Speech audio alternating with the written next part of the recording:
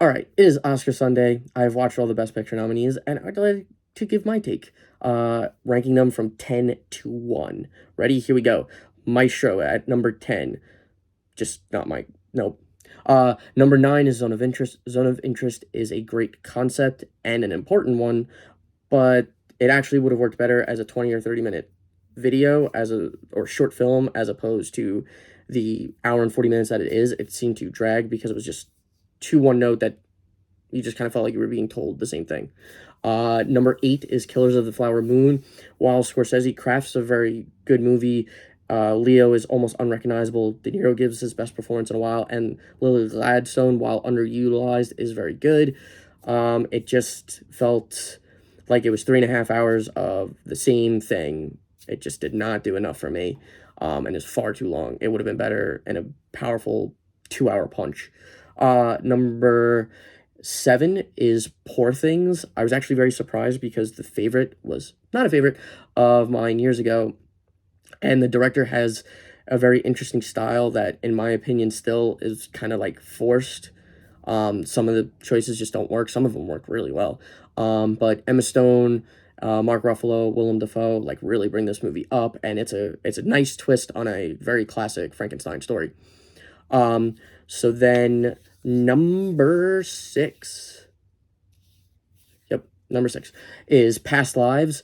I actually almost can switch it with the next one, but this is the most timely of them because this could be applied to anybody, anywhere in this age of social media with Instagram, TikTok, Facebook, how we connect with people, how we try to figure out what is real in the relationship, what isn't, what's the past, what's the future, where are we with these people that we interact with on the internet, whether we know them from childhood or not, how the relationship changes because it's only on the internet.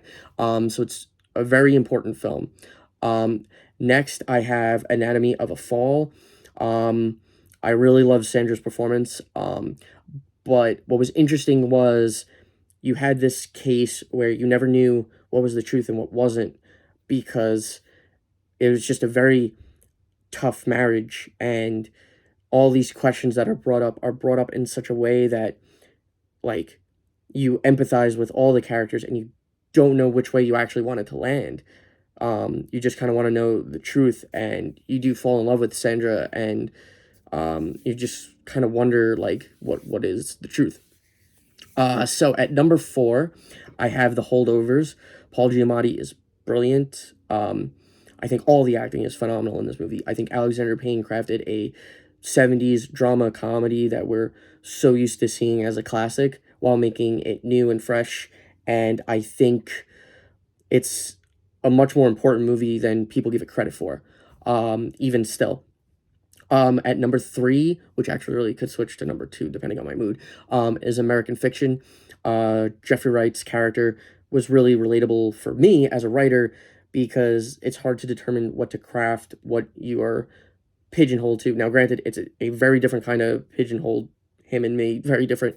But it's just the concept of the struggling writer that doesn't know and then writes something out of anger and almost satire, and then that is what clicks, and it's just him in the between that and the family drama. It's just a really phenomenal movie, and the performances are fantastic, and it's beautifully shot and edited to where this movie knows exactly what it is and never deviates from it, and has a very risky ending. I must give it that.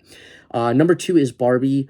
Barbie is a look at what the current state is in regards to women in the workplace and things like that. Ryan Gosling gives a great performance. Margot Robbie's performance is underrated for actually being very subdued, being a character that's in a existential crisis that just doesn't know what they want, and that's her journey. And America Ferrera gives one of the best monologues of the year, probably of the decade, probably even more than that, but we'll go with that for now. And Greta is brilliant with her directing, and the production design is phenomenal.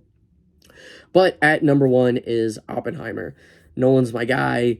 I don't really care for biopics, but one of the greatest lines I've ever seen for the title of an article was Oppenheimer is an action movie about people talking, and the fast pace, like, it is a 3-hour movie that doesn't feel that way, and it tries to speak to the themes of Oppenheimer's life and the toxicity of what was around it after the bombing and the bombing itself and why he did it, that it just really resonates with me.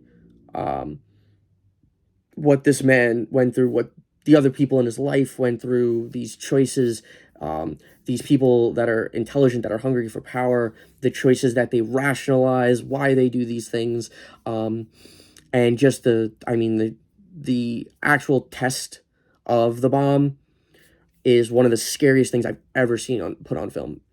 Terrifying. I could not believe it, how terrifying that was. So, kudos to Killian, to Emily Blunt, to Robert Downey Jr., to Matt Damon, to Nolan, to that entire cast. I believe that will win Best Picture, and Nolan will get his Best Director award, and I'm excited to see it. And I'm curious, what are your thoughts?